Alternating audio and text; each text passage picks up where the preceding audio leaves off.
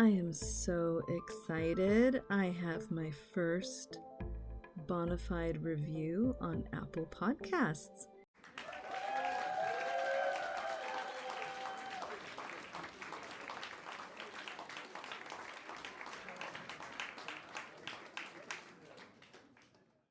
Thank you so much to my 5-star review written by Yelshi. I hope I am pronouncing that correctly.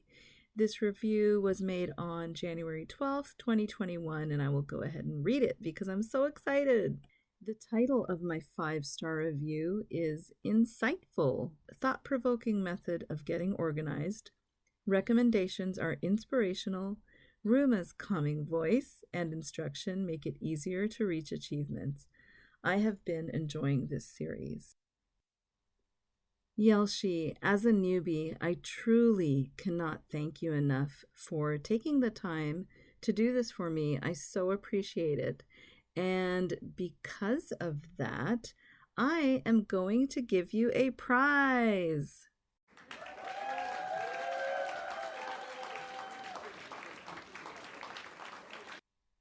If you could kindly send me your mailing address to ruma@mylifeinflow.com. I am very, very excited to send you a brand new copy of The Home Edit by Clea and Joanna. I love those girls, and they are pretty awesome, and their book is amazing. So again, Yelshi, congratulations. The topic for today, what is Hygge and slow living? I also touch upon unloading baggage because I do believe that having baggage can hinder your capacity to live in a Hygge way and to live slow as well. I found that the year 2020 was the year of nesting for almost everyone I knew. All of my friends, family, neighbors, and literally half the world was nesting, clearing and cleaning out their homes since we were all under quarantine. What is nesting exactly? It is a phenomenon that usually occurs if you are pregnant, a new mother, or if you are trying desperately to create a comfortable, safe haven in your home due to a worldwide pandemic. So I think we were all in one of those two categories in 2020. I wanted to start out with actually just looking at some definitions to see what we find. I would like to explore the terms nesting, haven, which is one of my favorite words, Hygge, which I used to pronounce Hygge, and slow. So the definition for nesting is this urge to clean and organize, known as nesting. During pregnancy, it is the overwhelming desire to get your home ready for your new baby. The nesting instinct is strongest in the latter weeks coming upon delivery. It is an old wives' tale that once nesting urges begin, labor is about to come on. And I beg to differ that it is an old wives' tale because I think everyone I know, they have gone through this nesting when they were pregnant. Now, the definition of haven. It is a harbor or a port, a place of safety or refuge, a place offering favorable opportunities or conditions. For example, Carmel was a haven for artists. Now, I want to touch upon a place offering favorable opportunities or conditions. I just think that piece is really important as we move forward. Now, Hygge, or actually it's pronounced Hygge, H-U-E-G-U-H, and it's not Hygge like hookah, it's Hygge. It is a Danish word used when acknowledging a feeling or moment, whether alone or with friends, at home or out, ordinary or extraordinary, as cozy, charming, or special. Hygge, or to be hyggelig, doesn't require adopting it as a lifestyle or buying anything. And I would like to underline that. You don't need to buy anything to experience or to be Hygge. It's a feeling. And in the words of one of my favorite songs by Boston, it's actually more than a feeling. You can't pinpoint why or how, it just happens. It's that moment where you feel like you are smiling ear to ear on the inside, or your heart just feels full and so warm, kind of like the warm fuzzies that we often get. It's like when you have that amazing dinner party, you look around, at least we used to have those. You look around and everyone is having a great time, talking, eating, drinking lots of wine and laughing. You brought all of these people together in your home, and you feel so good looking around at all of your friends having fun together. It's almost like you are an observer and you're not really in the room. Have you ever experienced that? I have, and it's truly magical. The atmosphere in that space is very Hygge. So like I said, it's definitely a feeling. I find when I'm really feeling physically warm and cozy and staring into my fireplace, I start zoning, almost meditative. And when I snap out of that, I feel really good and warm and safe. I would consider that Hygge as well. Did you know that Denmark has an international reputation for being one of the happiest nations in the world? I mean, for a country that lives in a cold climate all year and in the dark for half the year, how is this even possible? Thinking about my own experience, I mean, I do love the rain, but happy I live in a place where it is sunny and 70 degrees for 265 days of the year. Obviously, this can only mean that Hygge truly is much more than the weather and your external world. The Danish concept of Hygge or Hyggelig refers to finding comfort, pleasure, and warmth in simple, soothing things, such as a cozy atmosphere or the feelings of friendship. The Scandinavian term encompasses a feeling of coziness, contentment, and well-being found through cherishing the little things in your life. In essence, I've come to a strong conclusion. They are the happiest people in the world because happiness is something you can truly create. Yes, yes, yes, you can create your own happiness. You are the architect. You landed the account. Yes, you. And it doesn't come from where you live or how much money you have. Now, touching on the word slow just briefly, slow is actually an acronym, but let's touch on it more later. I want to get back to Hygge. And again, it's funny, I used to pronounce it Hygge. And the first time I was introduced to this concept was actually by Rick Steves when he was visiting on his Europe Through the Back Door, visiting one of the Norwegian type countries, and he mentioned being very Hygge. So let's physically create some Hygge. As you all know, you truly can change yourself by changing your atmosphere. This does work for the majority of the people out there. And if you are struggling with finding joy or happiness or any of the positive emotions, there is one thing you can be sure of, and that is that you are in charge of your own environment and your stuff, you and you alone. Of course, we always want to work on our own self-development and becoming the absolute best version of ourselves. But if you feel that is a bridge too far at this juncture, then the easiest thing to do is just work on your environment. You will begin to change on the inside, which is truly the secret to living the good life. You may just need some gentle nudges by working on the outside first. Again, I do recommend you try to clear out the excess first if at all possible. Please do listen to my episode 1 topic pre-New Year refresh for help with some overall decluttering. Now, let's get on to this Hygge. Here are some physical ways in which you can create your own haven and an atmosphere that will encourage the priceless feelings and emotions that are true Hygge. I always like to start with lighting. So very important. Soft lamplight, candles, salt lamps, Christmas lights, fairy lights, twinkle lights, all that. Just having a second, third, and fourth source of lighting rather than kind of the harsh overhead lights that a lot of us tend to see in homes. I just think having those lit up areas all around your home just make it feel so nice and cozy.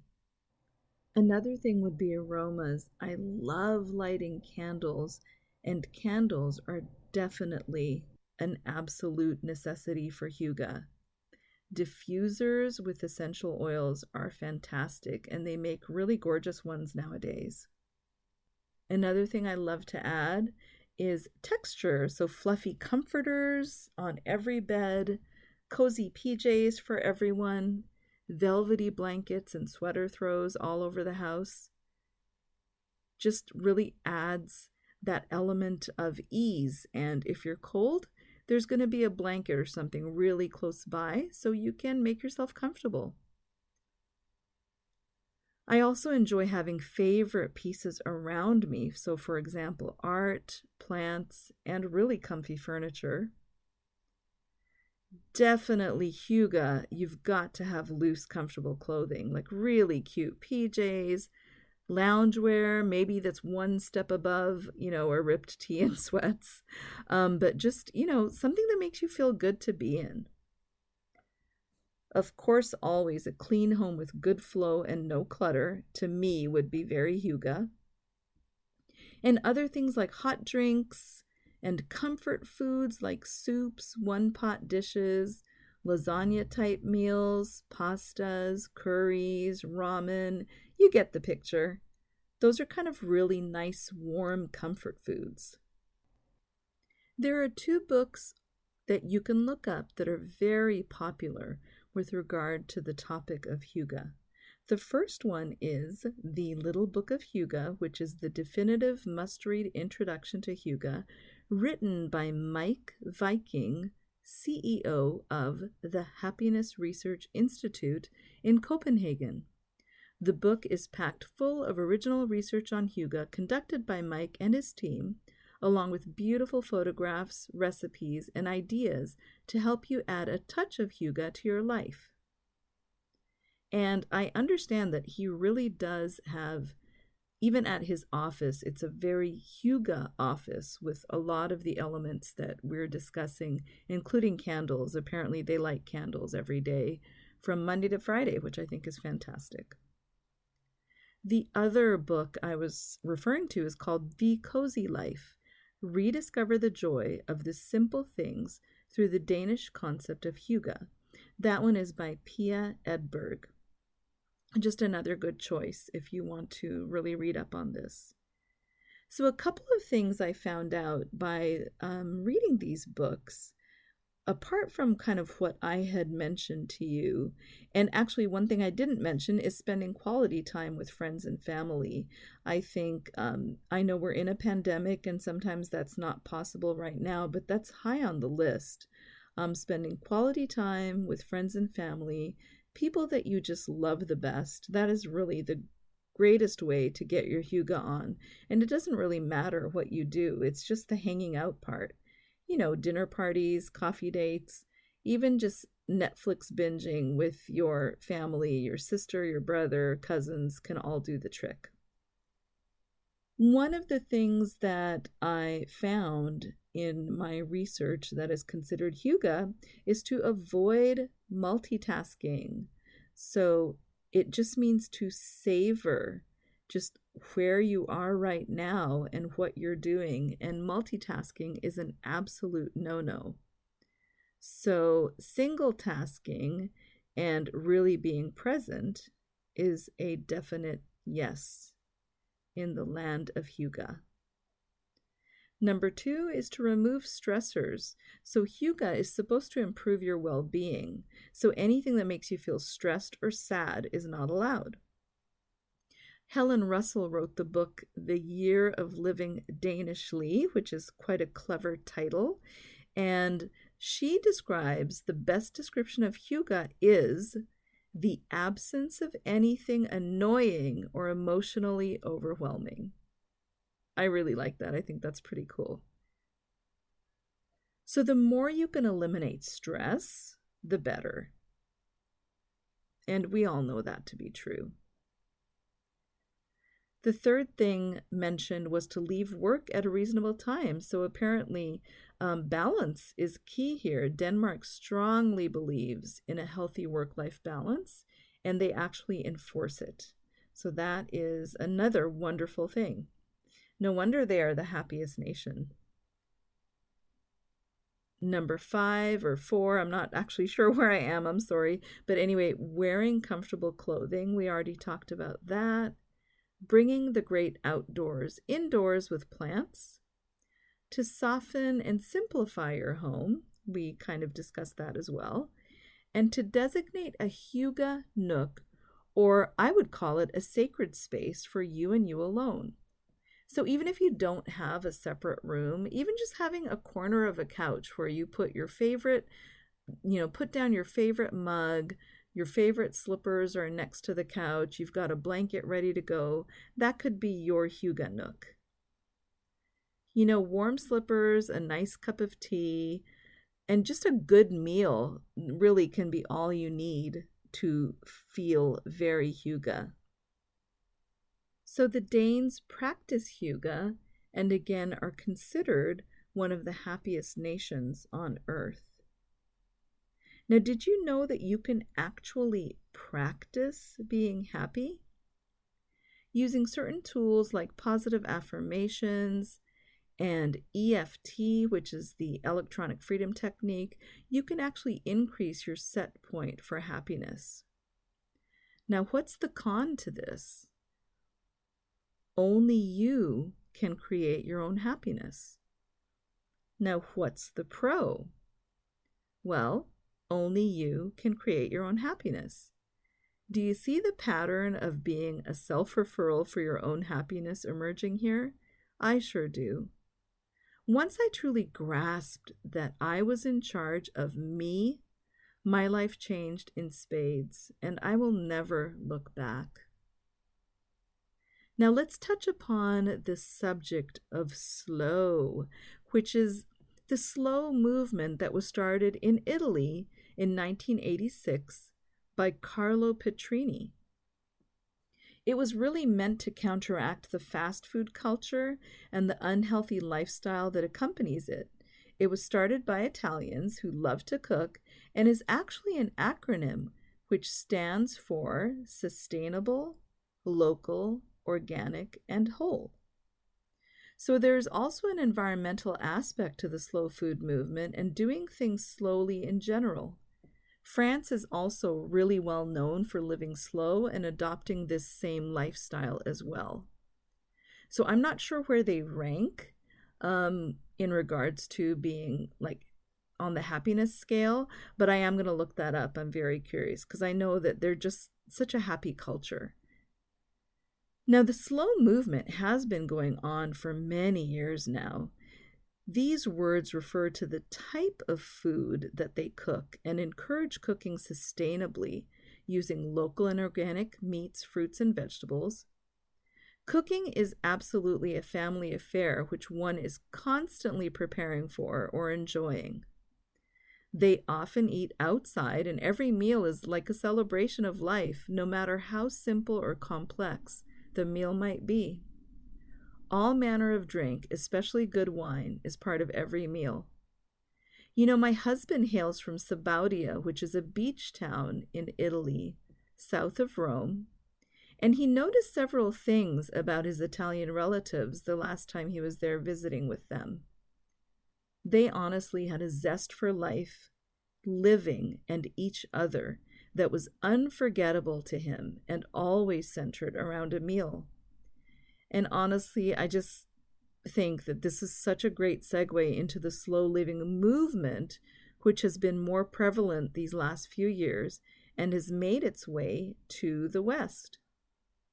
Now, slow living does emphasize the slower approach to our daily lives, where we are not in a rush and we are living intentionally and in the here and now. Living in the moment and being present can be very difficult for some of us in the Western Hemisphere, where we are programmed to keep up with the Joneses. So we have to shift this ingrained mindset from live to work and try to adopt the work to live mindset of our more intentional French and Italian brothers and sisters. My husband mentioned so many times how everybody he came across was so jovial and happy, and people just acknowledged each other, said hello to each other, stopped to talk, and it was kind of a regular way of life for them. So what can we do to bring this into our daily lives? For starters, you can try to be present and enjoy the simple pleasures in your day. You can choose to live in the present and let go of the weight of your past. And also, try not to think obsessively about your future, something that hasn't happened and may not even come. Accept exactly where you are right now. Easier said than done, right? Before I highlight a few ways you can learn to live in the moment, let's take a quick detour and talk about the baggage we all carry. I wanted to explore some analogies that I just kind of thought of recently that may help you make a shift towards identifying your past baggage and actually addressing it accordingly, then putting it away forever. It's still there, it still exists, good or bad. It made you the exceptional person you are today.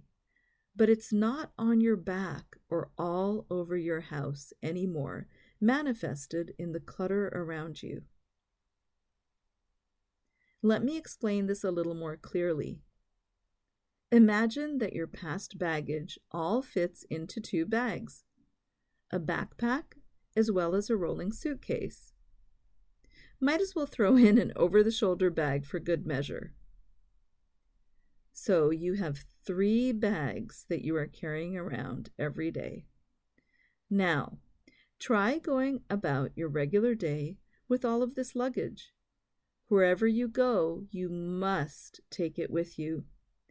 Out to grab the garbage bin, maybe out to your garden to pick a vegetable or 2 for lunch, out to the mailbox, maybe when you take your dog for a walk in the neighborhood.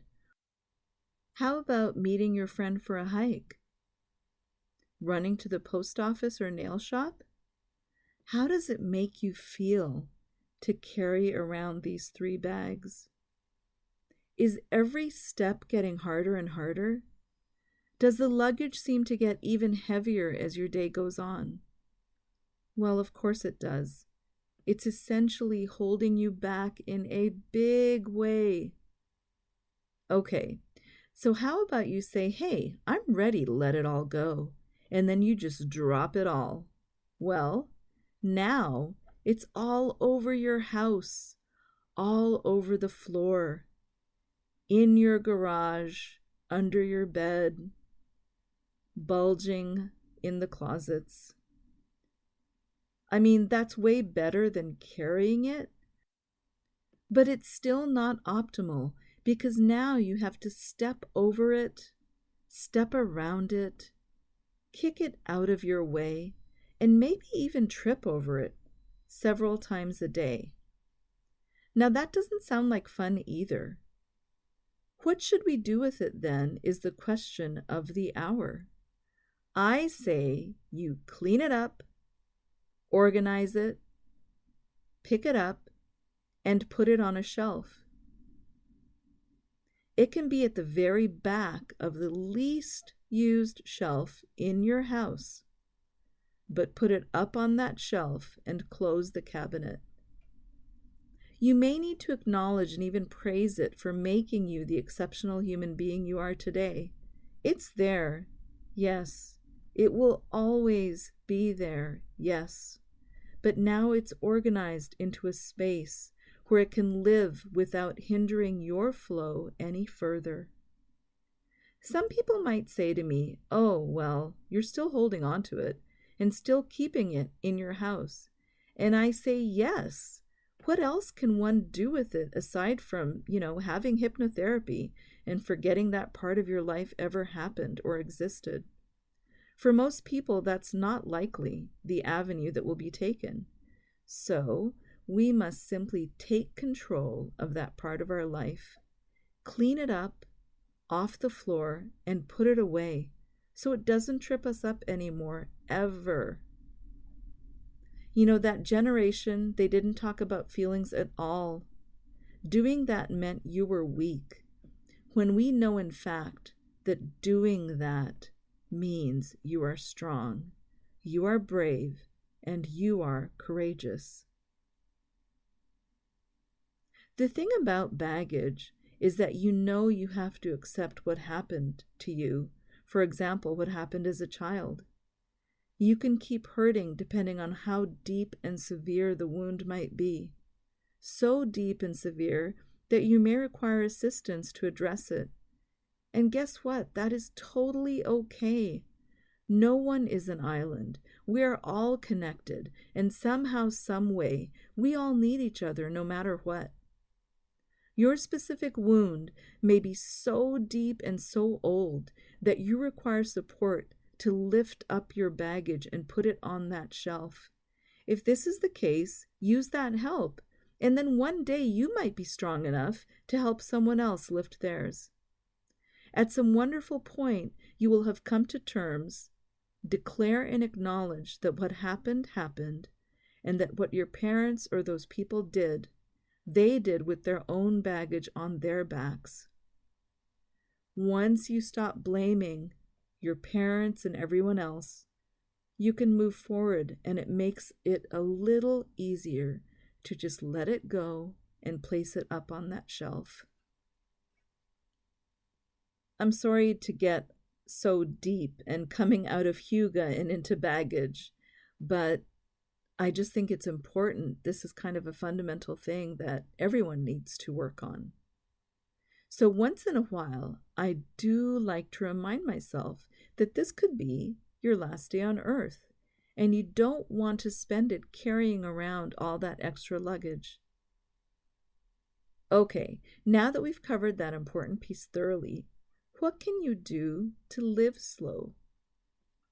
For starters, bringing mindful awareness into more of what you do each day really helps.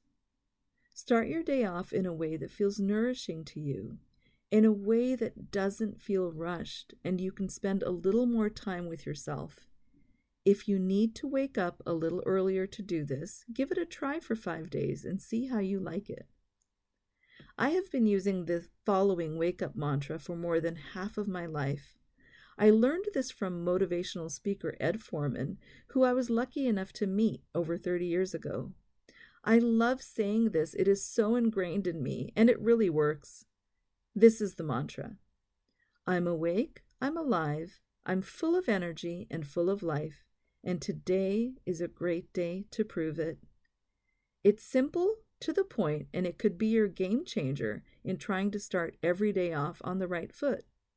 Of course, shit happens, and not every day is going to be perfect. I am absolutely going to do my best to make sure that each day is as wonderful as it could possibly be. So let's talk about the morning. For example, do you have a cup of coffee, tea, or hot chocolate in the morning? If so, go sit quietly and really enjoy that cup of coffee or tea. Enjoy every sip to the fullest. Smell it. Feel the warm mug on your hands. Savor every last drop. This is what I mean by kind of just bringing the mindful awareness and the intention into what you're doing, which can really help become very present and in the moment. Upon waking, this is kind of like my routine. I like to air out my bed, feed my hungry pups, brew our coffee and say hello and check in on my plants while my coffee is brewing. Then I usually take my cup outside with my puppies and enjoy some fresh air. I either go out to my front garden or out to the back to look at the bay. Either way, going outside makes the coffee taste even better. I actually especially love when it's kind of chilly out and I can see the steam rise from my cup. When I come back in, I appreciate the warmth of my home all the more. Next, it's back to my bedroom, time to fix my bed that's been airing out. So this part is pretty routine and happens almost exactly the same way every day. But I do like to add a little variety, so you can add on other things you like to do after your everyday routine is completed. I will add meditation, stretching, or simple yoga moves, or the 5 Tibetan rites, which I'm really enjoying, either in the morning or evening, whichever works best for my day. Little basic morning routines can really help you start the day off right and feel those tiny accomplishments immediately. You are sending positive signals to your brain and essentially patting yourself on the back, giving yourself some much needed early morning self-love. I like to use the tiny habits philosophy by tacking something on to something I already do. This ensures that I will keep the habit, and I guarantee this really works. Take time to recharge, replenish, and rejuvenate yourself by doing activities that you love to do. Listen to music, read a book, garden, go for a hike, go for a run, shoot some hoops, exercise if that's your thing, make a craft, draw, paint, binge on Netflix, whatever it is you love. Now, here are some ways to actually practice slow living and things that will encourage you to slow down. And I have about 5 points that I'm going to cover. Number 1, try to sit in silence and just breathe. Try to stretch this out from 5 minutes to 10 minutes to 15 minutes twice a day, morning and night. This is really, really good for you. Schedule time to read every day or every other day for 30 minutes to 1 hour. To give you a little context on this time frame, you can finish a book in a week if you do this. Of course, if you even want to, there's no rush. Forgive yourself for what you consider to be past mistakes. Seek out the lessons, the hindsight is 20/20 insight, after the fact, and accept where and who you are in life right now. Let's explore hindsight is 20/20 for a minute. Try to recall back to that time. Do you remember when something just absolutely awful happened? And then, you were traumatized, you were crying, you were talking to people about it, you couldn't believe it.